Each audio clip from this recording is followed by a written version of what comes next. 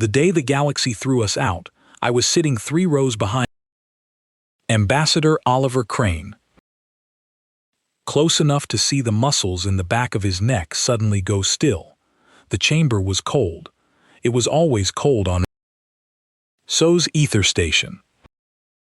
The architects who designed it belonged to a species that considered warmth a biological discomfort, and since the Galactic Cooperative controlled the station, the temperature inside the Grand Conclave Hall never changed.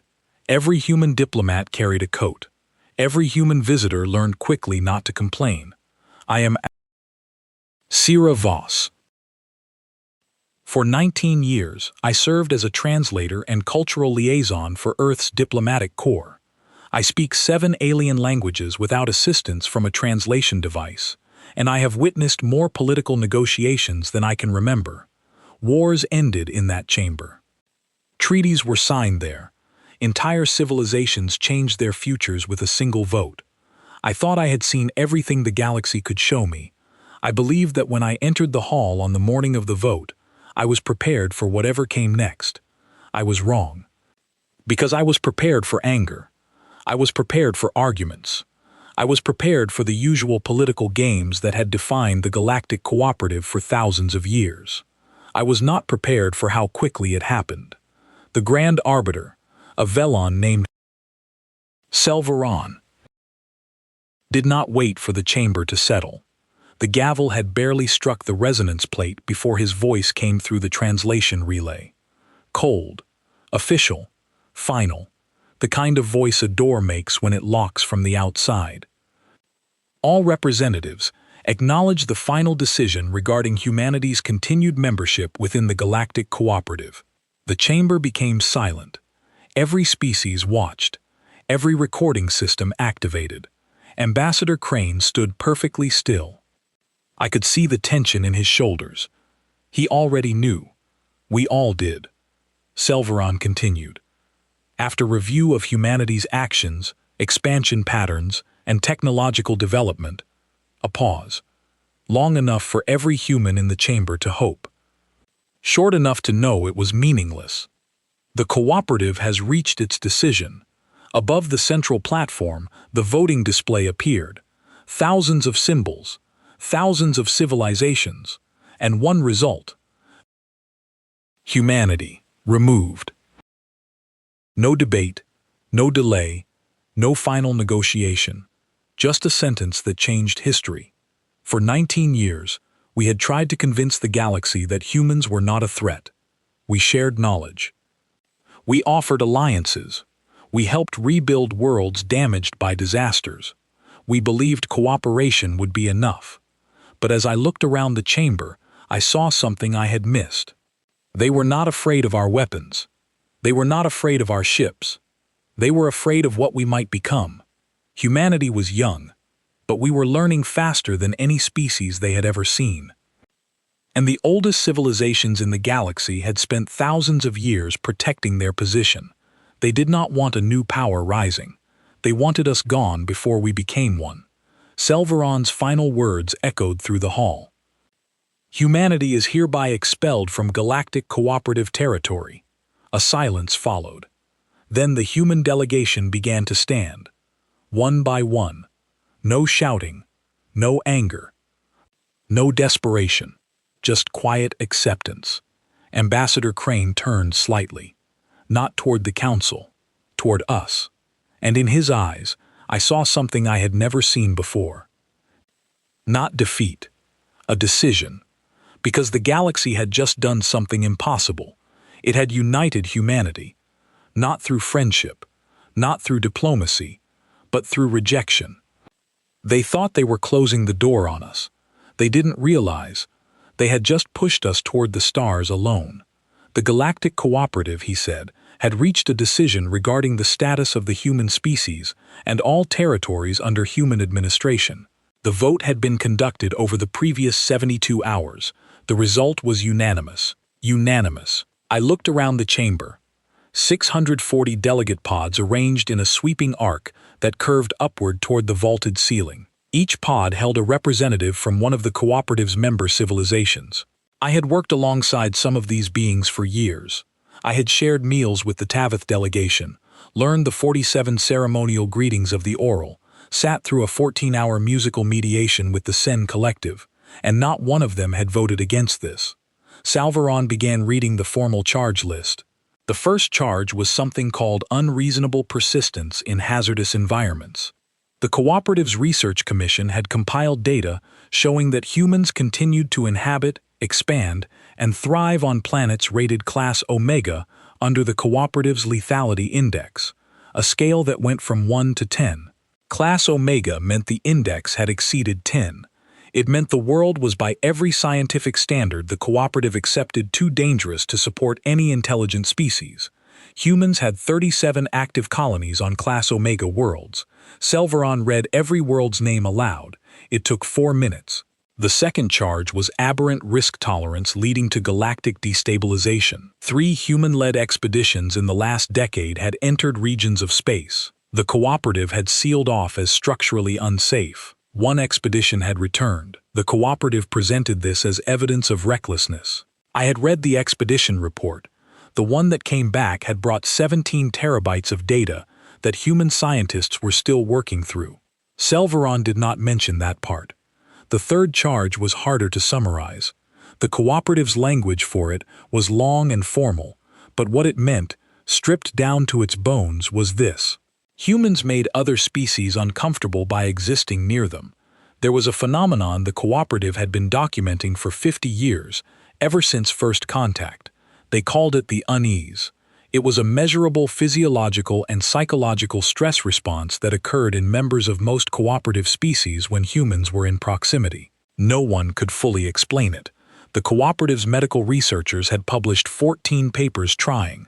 The leading theory was that other species on some deep and ancient biological level could sense that humans operated by a different set of rules, that they looked at danger and felt something other than the instinct to retreat. It made everyone else nervous. The fourth charge was the one that almost made me laugh. It was filed under excessive and disruptive adaptability. The Cooperative had spent the past century building an interstellar civilization on a foundation of predictable behavior. Every member species had clear, well-documented limits. Their tolerances for temperature, radiation, atmospheric pressure, social conflict, and resource scarcity were on file, updated annually, used to coordinate everything from colony placement to diplomatic scheduling. Humans did not fit any of those models. Every time the Cooperative's analysts built a framework to predict what humans would do next, humans did something else. Selvaron called this destabilizing. He said the Cooperative could not function effectively with a member whose behavior could not be forecasted. Oliver Crane wrote something in his notebook. I could not see what it was from where I sat. I watched him write it, capped the pen, and set it down on the desk in front of him with the careful deliberateness of a man who was thinking clearly and had nothing to prove. Then he folded his hands. Salvaron moved to the sentence. Effective immediately, the Cooperative was severing all formal ties with Earth and its administered territories. Human vessels would be denied access to Cooperative transit corridors. Human diplomatic credentials would be revoked. Cooperative trade licenses held by human businesses would be suspended pending review, which was Cooperative language for suspended permanently. The communication relay network which Earth had been connected to for 60 years would be closed to human signals within 30 days. The human species would be in every practical sense alone. The word Selvor used was banished. The chamber went very quiet after that. 640 delegations and none of them made a sound. I think they expected something from us. Tears, maybe, or protest, or the kind of desperate diplomatic scrambling I had seen from other civilizations facing censure. One of the Cooperative's founding members, a species called the Marathe, had spent 11 days delivering emotional appeals when threatened with reduced trade status a decade ago. 11 days. Oliver Crane stood up. The room tightened. Selvaron's crest feathers, the Velthon equivalent of eyebrows, rose slightly. Crane buttoned his jacket, just the top button. He did it the way you might button a jacket before stepping out into a light rain, unhurried and practical. Then he picked up his notebook, tucked it under his arm, and looked across the chamber at Selvaron with an expression I can only describe as polite. Not angry, not sad, politely interested, the way you might look at someone who has just told you something you already knew and were waiting for them to catch up on. He said on behalf of Earth and all human-administered territories, he formally acknowledged the cooperative's decision. He thanked the orbiter for the clarity of the process. He said that humanity wished every member civilization well. Then he sat back down. The chamber did not know what to do with that. I watched delegations lean toward each other, translators working overtime, antennae and crest feathers moving in confusion. Selvaron cleared his throat and said the session was closed. The gavel struck the resonance plate again. It was over in 11 minutes from the first word to the last. The trial that ended humanity's place in galactic civilization took 11 minutes. I fell into step beside Crane as we filed out through the corridor behind the human delegation's pod. I had worked with him for 3 years. I had never seen him anything other than controlled, but I had also never seen him look quite like this. There was something in his face that I could not immediately name.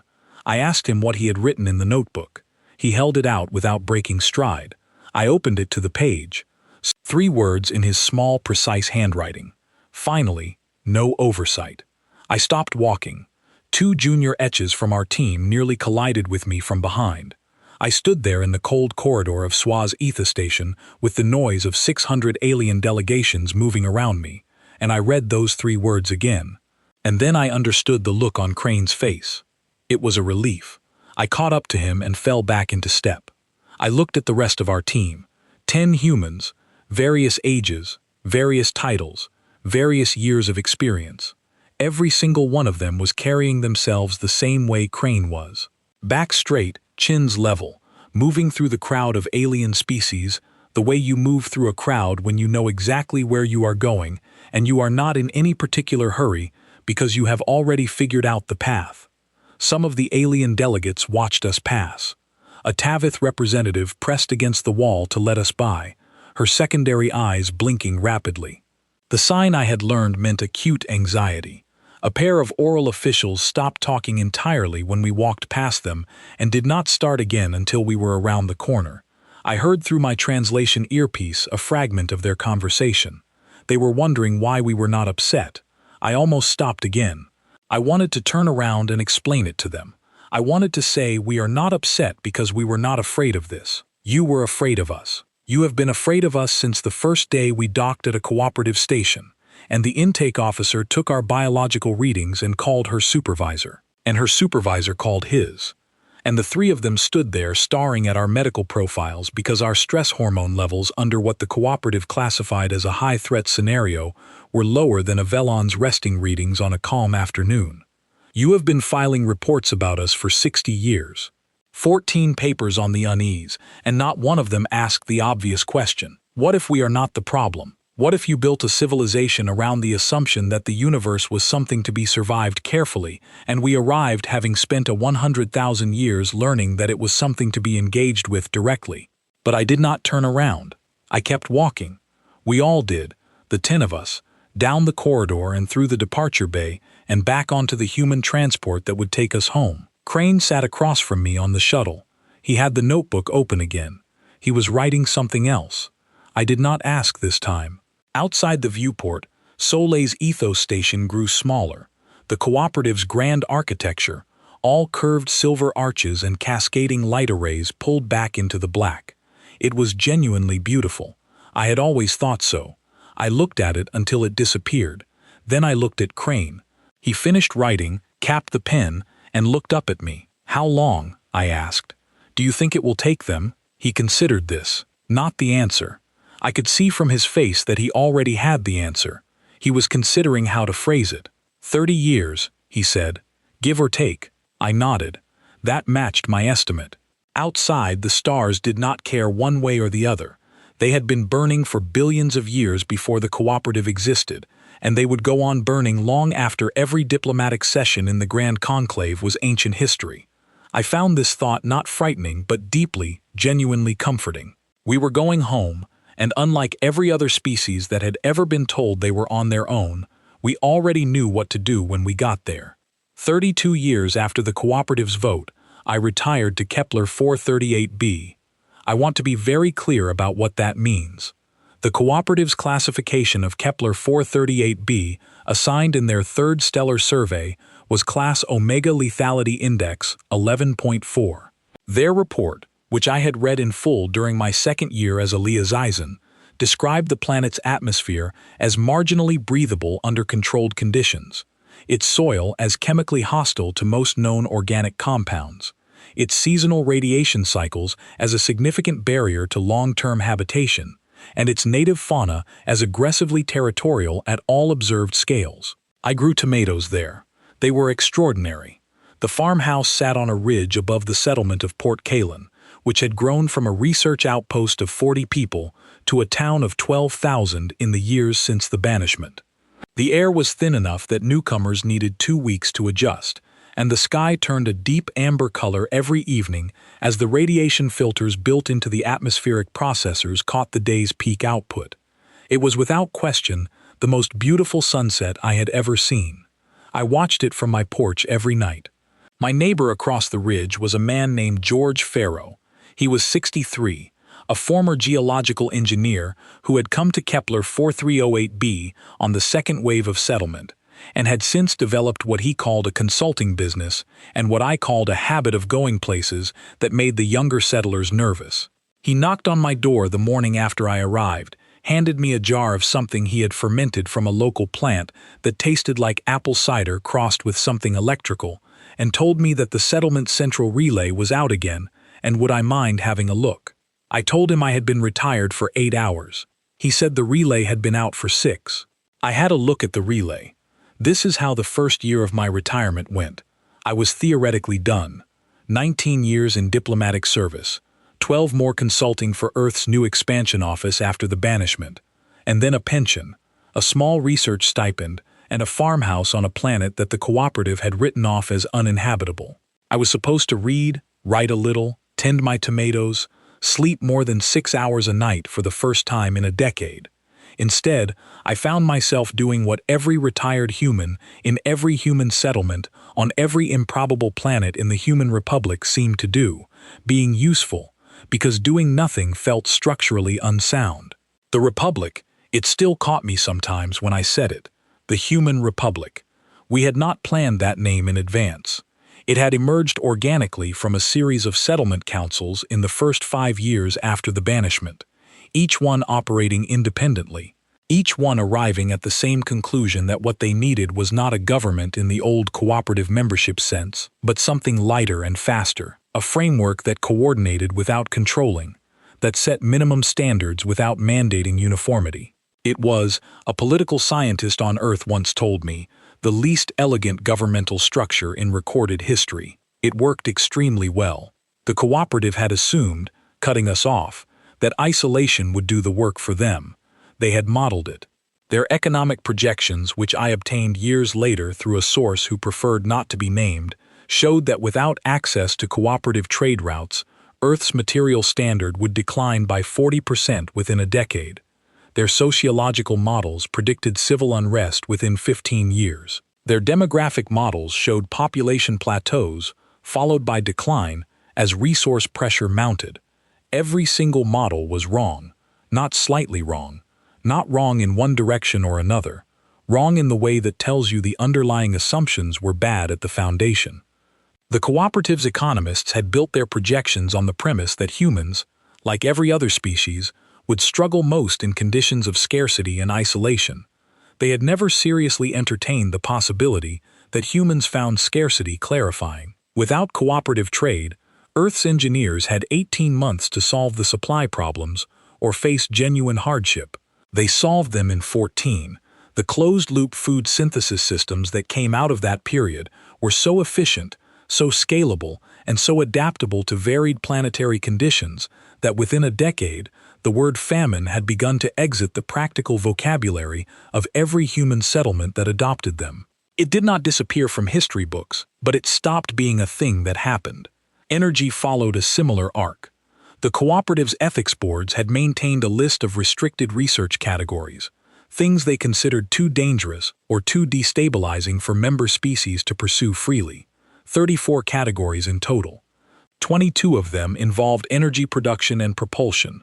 The reasoning, as best I ever understood it, was that some technologies created risks that one civilization pursuing them independently could not adequately assess, and that the cooperative's coordinated review process was safer than unilateral development.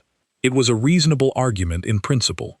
In practice, it meant that for 60 years, human physicists had been working around a fence. The moment the cooperative removed us from the review process, those physicists walked through the gap and kept going.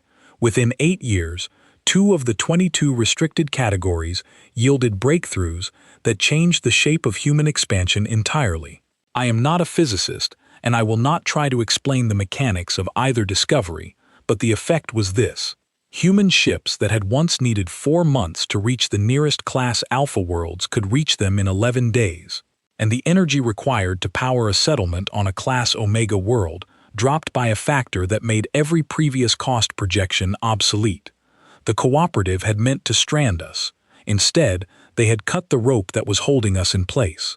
And then there was medicine. The cooperative's medical research community was genuinely excellent. I want to say that plainly because what I am about to describe is not a criticism of their intentions. They had developed treatments for conditions that had killed billions of beings across dozens of species, and they shared that knowledge freely within the membership. The cooperative's medical charter was one of the things I had genuinely admired about the organization, but the charter also prohibited certain categories of research that the cooperative's bioethics panels considered too close to fundamental biological modification. The line they drew was intended to prevent harm. It also, as a consequence, prevented a specific category of work that human researchers had been quietly developing for 40 years, submitting for review every 3 years, and being quietly declined every 3 years. 16 months after the banishment, the first paper was published. It described a cellular repair mechanism that, to summarize, drastically addressed the primary biological process associated with age-related decline in human tissue. This is not the language the researchers used. The language they used was technical and careful and 26 pages long, but the effect as it moved through clinical trials over the following decade was that the human lifespan began to extend, not infinitely, not magically, but measurably, meaningfully, in ways that compounded with every generation. I think about this sometimes when I do the math. I am 81 years old as I write this. By the cooperative's original biological models for humans, I should be approaching the end of my functional years. I am not. I hiked 8 kilometers with George Farrow last week up the ridge and back. And the only reason we stopped when we did was that the sunset was too good to walk through. My cooperative contact, the diplomat who had reached out years ago through the smuggler's relay, sent me another message in the 15th year. Her name was Vorel, a Velon analyst who had always been more curious than her colleagues and who had spent most of the banishment years watching human space with an attention she described to me as professionally motivated, and which I suspected was something more like fascination. Her message was 3 sentences. We have observed the food synthesis data. We have observed the energy figures. We do not understand what we are seeing. I wrote back 1 sentence. We are doing what we always do. She did not reply for 6 months. When she did, it was not to answer. It was to tell me that the cooperative's immigration office had begun receiving applications from member species citizens wishing to relocate to human space.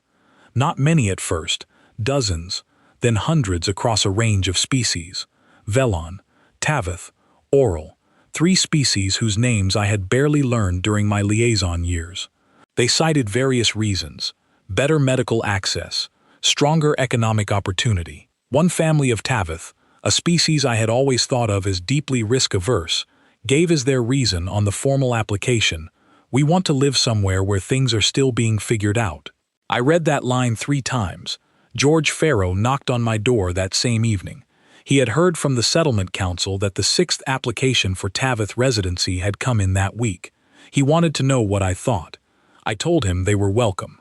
He said that was what he thought too, and that he had already told the council as much, and that he had come over because he had made another batch of the fermented thing, and did I want to try the new version? The new version was better. We sat on the porch and watched the amber sunset. And he told me about the cave system he had mapped 2 weeks ago, 3 kilometers into the eastern ridge, and the mineral formations inside it that he had never seen documented anywhere, and that he intended to go back for a second look as soon as the wind season settled. I asked him if he had told his family. He said they had told him to be careful. I asked if he was going anyway. He looked at me the way George Faro looked at questions with obvious answers. By the time the 28th year arrived, the number of non-human citizens in the human republic had passed 4 million. They came quietly, family by family, individual by individual through channels that were not officially sanctioned by the cooperative, but that the cooperative's border officials seemed disincentivized to monitor closely. They arrived on worlds rated Class Alpha and Class Omega alike. They learned to manage the difficulties of each one. Many of them, after a few years, developed what the cooperative would have called aberrant risk tolerance. A Methan family on Kepler 430b started a farm 2 ridges over from mine. Their youngest, a child who had been hatched in cooperative space and moved here at age 4, grew up speaking the local human dialect without any accent at all. I saw him sometimes at the settlement market, arguing cheerfully with a Tabith merchant about the price of a particular seed variety, gesturing the way do not typically gesture, laughing the way no cooperative citizen had ever laughed in any chamber I had sat in. The galaxy was leaking into human space slowly, quietly, family by family. And in cooperative space, something else was happening. I heard it first from Varel, then confirmed it from 3 other sources, then eventually read it in the dry language of cooperative economic dispatches that still found their way to me through various channels. The cooperative's infrastructure was developing problems. Not catastrophic ones, not yet, but the kind of slow compounding problems that come from a system that has always relied on a particular component and then suddenly no longer has access to it. Human contractors had managed significant portions of the cooperative's frontier logistics for 60 years. Transit corridor maintenance, deep space relay upkeep, atmospheric processing on marginal worlds. When the banishment came, the cooperative's administrators had been confident that member species engineers could absorb these functions. They had published a transition plan. The transition plan was not going well. It was not a crisis. It was a pattern. Relay stations running slower, transit corridor maintenance windows stretching from scheduled weeks to unscheduled months. 3 Class Beta worlds that had been comfortable had become Class Beta worlds that required supplemental support that was slow in arriving. Nothing that made headlines. Everything that made a very long document that Varel summarized for me in a message that arrived in the 29th year of the banishment, with 2 words preceding the summary. They are meeting. I sat with those 2 words for a while. Crane had said 30 years, give or take. He had been in the end close enough. I called George Faro over that evening. We sat on the porch. I told him what Varel had said. He was quiet for a moment, turning his glass in his hands, watching the amber sky go dark above the ridge. Then he said, good, just that good. I poured more of the fermented thing into both our glasses, and we sat there under the stars of Kepler 438b, a planet the galaxy had written off as impossible, and we watched the lights of Port Kalin come on one by one in the valley below. 12,000 people living full lives on a world that was not supposed to support them. And I thought we were never the problem they thought we were. We were always just the answer to a question they had not learned to ask yet. They were about to learn. I want to describe the first moment precisely because I wrote it down immediately after, while the shuttle was still docking, while my hands were still carrying the particular kind of steady that comes not from calm but from certainty. We had known the cooperative's delegation was coming for 6 months, not from any official communication. The cooperative had not sent us a message, not through any direct channel, because that would have required them to acknowledge that we existed in an official capacity, and their legal apparatus had not yet worked out how to do that without implicitly admitting the banishment had failed. Instead, we had known because Varel had told me, because 4 other sources I had cultivated across 30 years had told me, because the cooperative's own financial disclosures, which were public under their charter, and which our economic analysts read with the focused attention of people who understood exactly what to look for, had begun showing the specific pattern of expenditure that preceded a diplomatic mission. We had 6 months. We used them well. The station the cooperative's delegation was flying toward had been called Junction 7 when the cooperative built it 40 years ago as a way station on the outer edge of what had then been the human-cooperative border. After the banishment, when the border ceased to exist because the cooperative stopped recognizing us, Junction 7 drifted into technical ambiguity. Nobody serviced it. Nobody claimed it. For 8 years, it sat dark and silent, running on minimal power, the kind of place that appeared on navigation charts as a small gray marker and a warning about uncertain structural status. Then a human engineering team arrived, took one look at the bones of the place, and spent 2 years rebuilding it into something that would have been unrecognizable to the original architects. It was now called a simple name. Welcome back. I will not pretend the name was an accident. The station director was a woman named Claire Holden. I had known her for 15 years, since she ran logistics for one of the early class Omega settlement waves. And the reason I trusted her was that she had a specific quality I had always valued above most others in difficult situations. She did not perform confidence. She simply had it. When I arrived at Welcome Back 48 hours before the cooperative's delegation, she met me in the bay with a handshake and a detailed briefing and no preamble. The Human Republic's negotiating team was already aboard. 7 people. I was the 8th. Our lead negotiator was a man named Daniel Ford, who had spent the last decade as the Republic's chief trade architect, a title that sounded administrative, and was in fact one of the most tactically demanding roles in the government. He was 44 years old, lean and quiet, and he had prepared for this meeting with the kind of thoroughness that made the preparation invisible. When I joined his team in the conference room for our final brief, the tables were clean. There were no stacks of paper, no nervous assistants shuffling files. There were 7 people and a projected display showing nothing but the cooperative delegation's arrival time. Ford looked at me when I walked in and said simply, "Good, we can start." He walked us through the 3 positions the cooperative was likely to open with, based on everything we knew about their internal debates. The first was a reinstatement offer. Humanity would be welcomed back into the cooperative as a full member on the existing terms, as if the banishment had been a temporary suspension. The second was a conditional offer. Humanity would be welcomed back as a probationary member with reduced representation and enhanced monitoring protocols for a period of 25 years. The third was the one Ford thought most likely, a partnership offer framed in language designed to sound like equality, but structured in ways that would effectively maintain cooperative oversight over human expansion decisions. Ford said the correct response to all 3 was the same. Silence. Not permanent silence, not aggressive silence, just the specific, neutral, unhurried silence of people who have been asked to accept something they do not need. He said we would let the cooperative delegation speak. We would listen carefully and visibly. We would ask a small number of clarifying questions, and we would not indicate a position for as long as it took for the other side to understand that the urgency in the room was entirely theirs. I had seen this tactic once before. Oliver Crane had used a version of it in the Grand Conclave on the day they banished us, though at that point it had been more instinct than strategy. Ford had built it into an architecture. I respected that.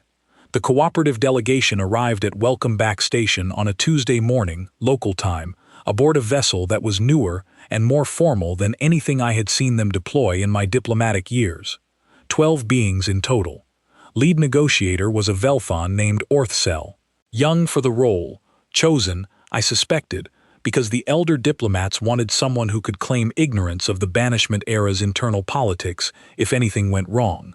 He was accompanied by 2 Tavath legal advisors, a pair of oral economic analysts, and several others whose species I recognized, but whose specific roles were unclear. When Orthal stepped onto Welcome Back Station and saw the interior, he stopped. Claire Holden told me later that she had watched his crest feathers do something she had never seen a Velon's crest feathers do in a professional setting. They had gone entirely flat and then risen to full extension and then settled somewhere in the middle, which she said looked on a Velthon the way a jaw dropping and then being forced shut would look on a human. What Orthel was seeing was a station, a fully operational, meticulously maintained, thoroughly modern station that should not have existed. The cooperative's assessment of human infrastructure development, last updated 12 years ago, had projected that without access to cooperative manufacturing supply chains, human construction projects would plateau at what they called third-tier capacity. Welcome back. Station was not third-tier. It was not cooperative standard either, because it was not trying to be. It was human standard, which was its own thing, which moved faster, and looked different, and worked very well. Orthel composed himself. I will give him that. By the time he walked into the conference room and took his seat across from Ford, his crest was level, and his posture was formal, and his translator unit was running cleanly. He was a professional. He was doing his job. Ford welcomed him. Daniel Ford had a voice that never rushed. He spoke to Orthel with the same specific warmth you use towards someone you are meeting for the first time and intend to deal with fairly. He said he was glad the cooperative had reached out. He said the Human Republic valued dialogue. He said he hoped the transit from cooperative space had been comfortable. Orth said the transit had been fine and moved immediately to the matter at hand. He presented the cooperative's offer. It was the third option Ford had predicted: the partnership framework with oversight mechanisms buried in the language of mutual consultation. Orthel delivered it well. He emphasized the benefits to humanity. He used phrases like restored access and reintegration into the broader community of civilizations. He did not say what the cooperative was getting from the arrangement, but the cooperative was getting a great deal: access to human medical technology, human energy systems, and the logistics capacity that had been slowly draining out of cooperative frontier operations for 30 years. Ford listened. He asked 2 clarifying questions, both of them genuinely clarifying, nothing pointed or adversarial. Then he said pleasantly that the team would need some time to consider the terms. Orthel said he understood. He expected the consideration to take perhaps a day or 2. Ford said that seemed reasonable, and that in the meantime he hoped Orthel's team would make use of the station's facilities. Claire Holden's team had prepared quarters, meals, and a briefing room for the cooperative delegates. They left the conference room. Ford looked at me. I looked at Ford. Neither of us said anything for a moment. Then he said, "Day 3. He meant that was when we would respond, not day 1 or 2, day 3. The cooperative delegation spent those 2 days on the station. They toured the facilities, which were impressive by design but not ostentatiously so. They ate in the shared dining area where they were surrounded by human staff who were friendly and busy and clearly not suffering from isolation or resource scarcity. The economic analyst asked Claire Holden a number of questions about supply chains and maintenance schedules. She answered every one of them fully and accurately. The answers were all good news.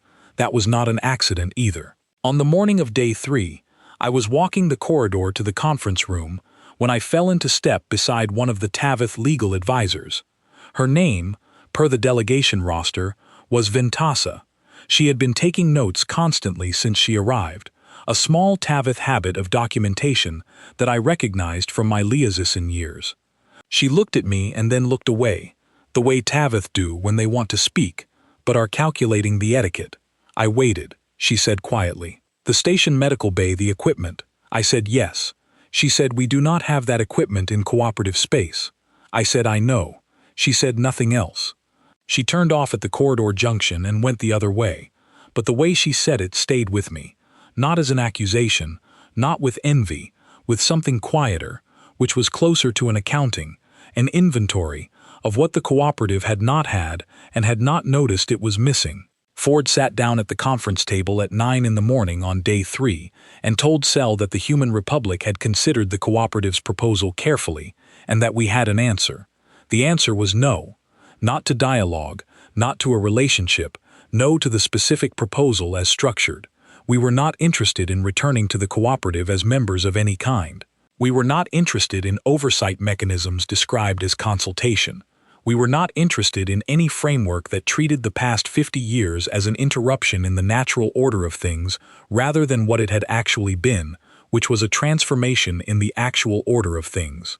What we were interested in, Ford said, was a trade agreement, comprehensive, bilateral, specific goods, services, technology on terms that both parties negotiated freely as sovereign equals. Orthel was very still. Ford said the Human Republic would also welcome a formal application from the cooperative for associate partner status.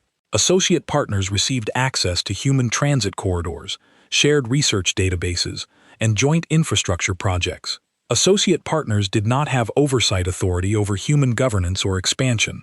I watched Orthel's translator unit process the phrase associate partner status. The unit was high-quality cooperative technology, the best available.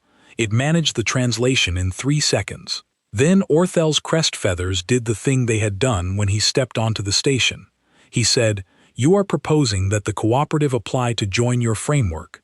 Ford said, "We are proposing a partnership of equals in which both parties access the formal structure that best serves their interests.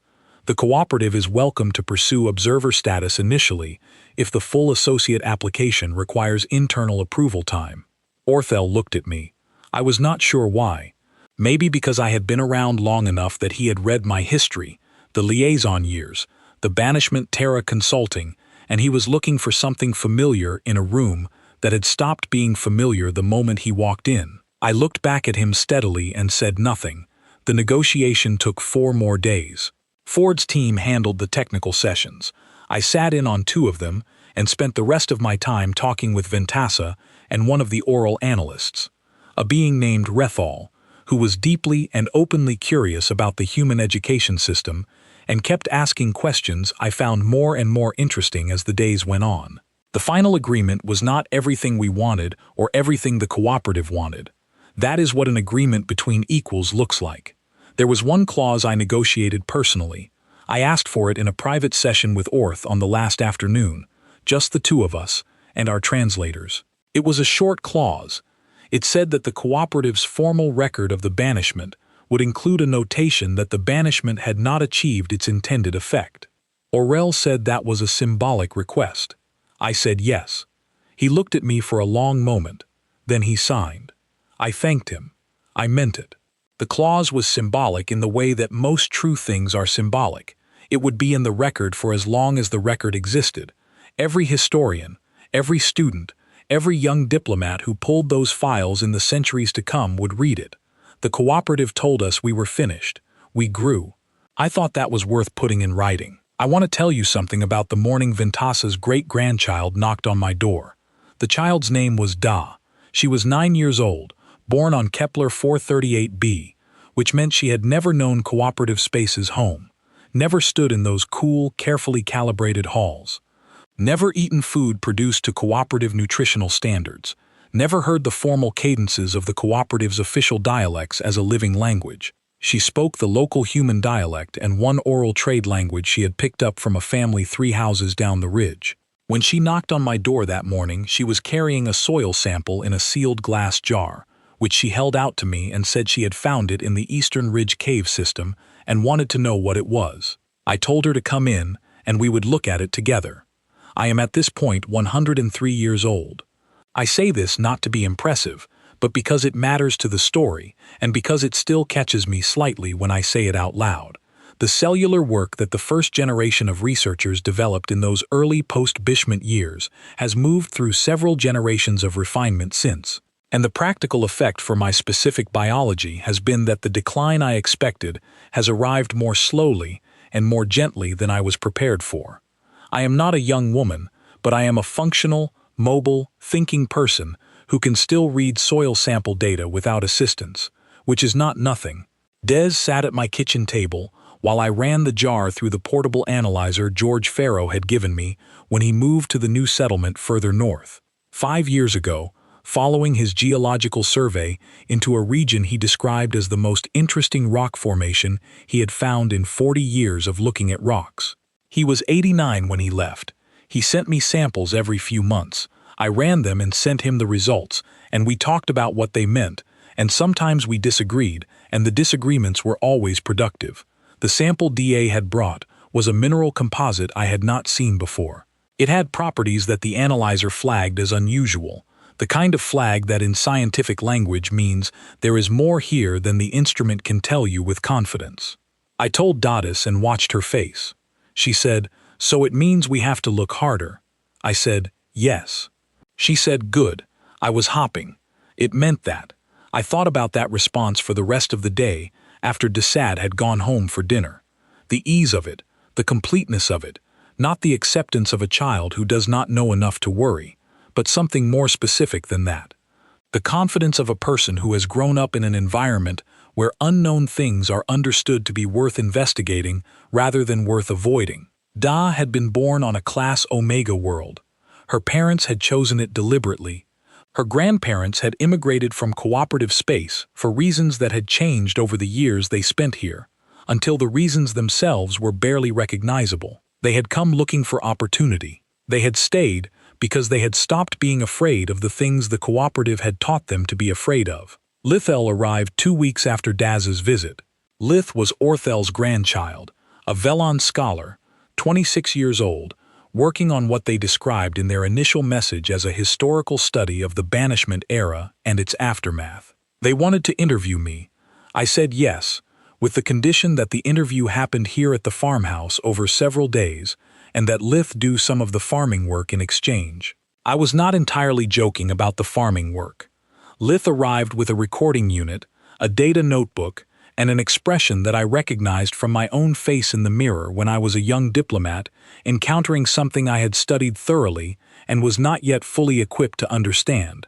They were careful, they were respectful, and they were beneath the professional manner, genuinely and helplessly curious. We sat on the porch the first evening watching the amber sunset that I had now watched from this ridge for 70 years, and Leith said, "I want to understand why you smiled." I asked which smile they meant.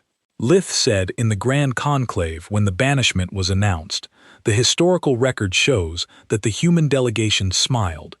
Every account from multiple species who were present describes it the same way. Most analysis of the banishment era identifies that moment as significant, but no analysis I have read explains it satisfactorily. I looked at the amber sky. I had thought about this question for many decades, not because I did not have an answer, but because the answer was the kind of thing that was easy to say incorrectly, and saying it incorrectly had always seemed worse than saying nothing. I said, "Are you afraid of things, Lith?" They considered this. A Velon considering something will go very still, the way deep water goes still before it moves. Lith said, "Yes, there are many things I find frightening." I said, "What do you do when you encounter them?" Lith said, "I assess them.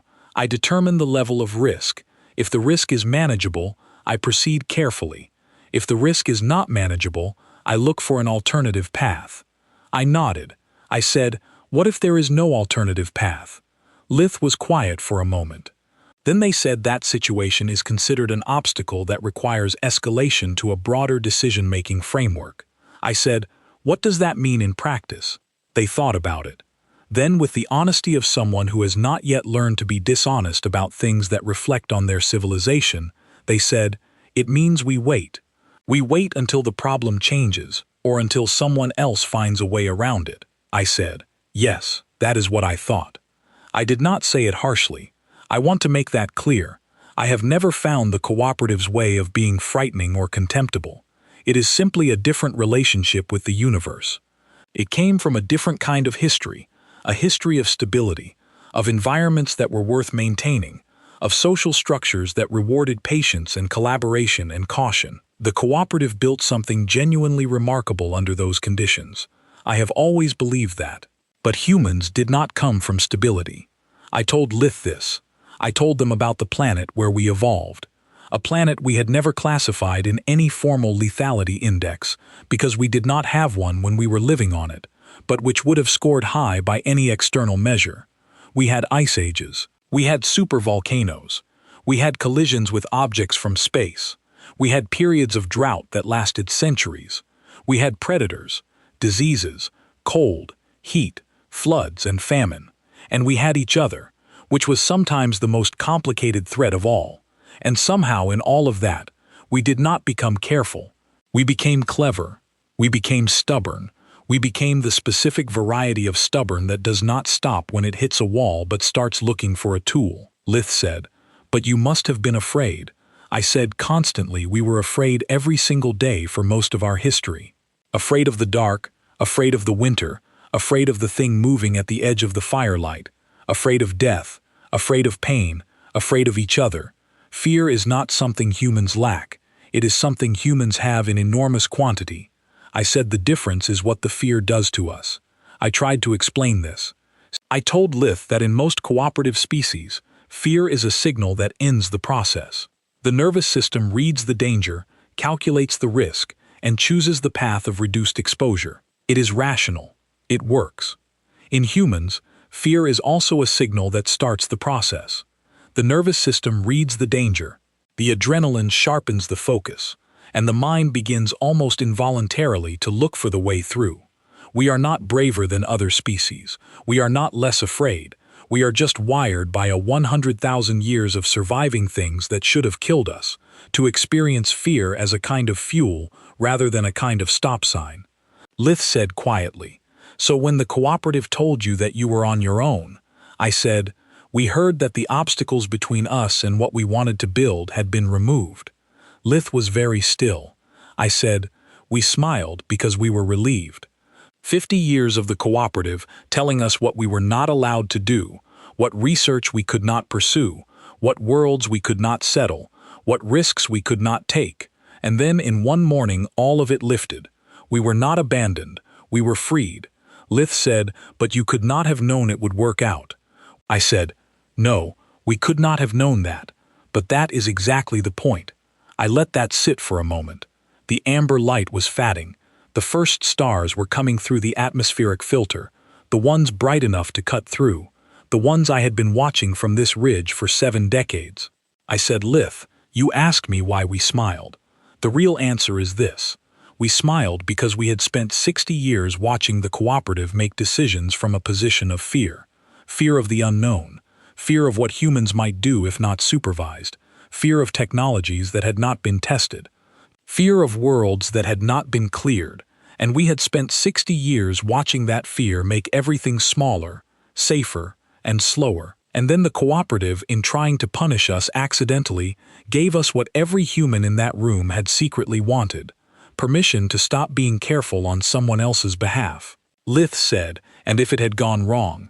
I said it would have gone wrong and we would have fixed it. That is the other thing. We are not good at knowing when something is impossible.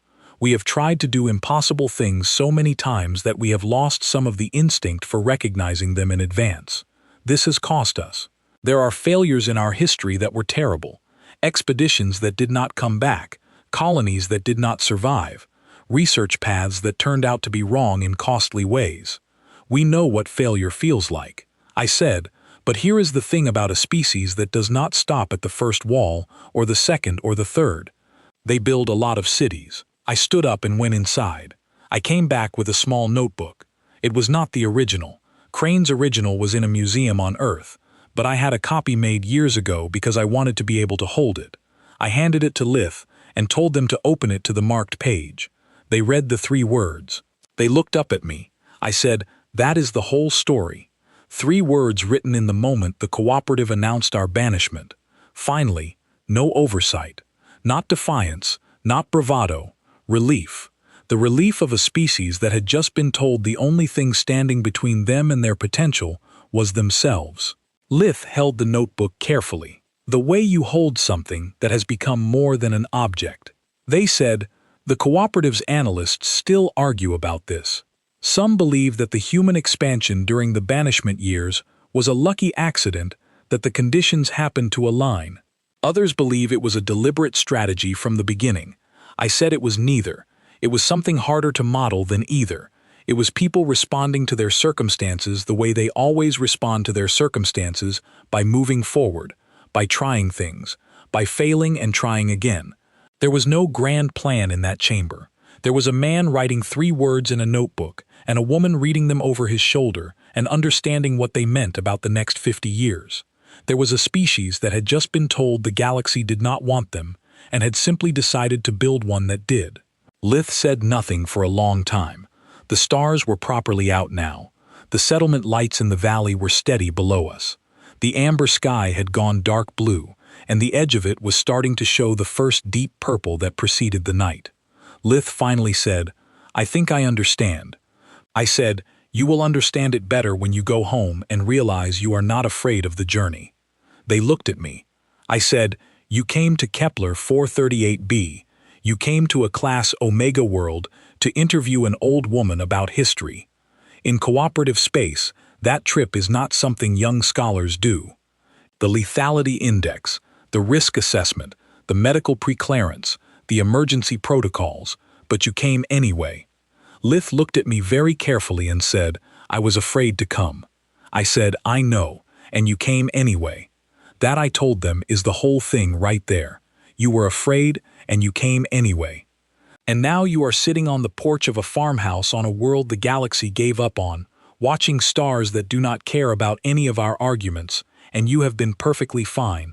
Fear did not stop you," Lith said, "but I had to work very hard to override it." I said, "Yes, so did we. For 100,000 years we had to work very hard to override it, and then it started becoming natural, and now it is just how we are." That is the thing I had never found a clean way to say. It was not that humans did not feel fear, it was that we had practiced moving through it for so long that the practice had become physiology. The gap between feeling the fear and acting despite it had compressed over generations from something that required enormous effort into something that required only the ordinary daily courage that we did not even recognize as courage because it had become so routine. I was hopping, it meant that she was 9. She had not fought her way to that response. It was simply her first response. It was the response of a child who had been born into a world that taught her from the beginning that the unknown was an invitation. Lith left the next morning. We had talked for 4 days, not just that evening. We had walked the ridge, visited the cave system that Da had been exploring, eaten dinner with George Farrow over a video call in which he asked Lith a series of questions about Velen geological survey methods with the cheerful focus of a man who has never stopped wanting to know more about the world. We had sat in the kitchen and gone through 40 years of my personal correspondence, pulling out the moments that seemed to matter. At the shuttle bay, Lith said, "I will write this accurately." I said, "I know you will." They said, "I have one more question." I waited. They said, "Was it worth it? All of it. The banishment, the years alone, the years of building for humanity as a whole. Was it worth what it cost?" I thought about the class Omega worlds with thriving cities. I thought about the research that had changed the shape of human lives.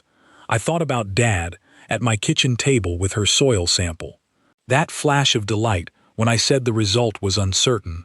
The exact pleasure of a child who has been handed a puzzle. I thought about the 12 million, and then the 40 million, and then the 200 million non-human citizens who had chosen to come and build something alongside us. I thought about Vorel's message 30 years ago. We do not understand what we are seeing, and the pride I had felt reading it. Not the pride of superiority, but the pride of having been underestimated and having responded well. I thought about Oliver Crane's 3 words. I said, "The cooperative thought it was a punishment. We thought it was a starting line.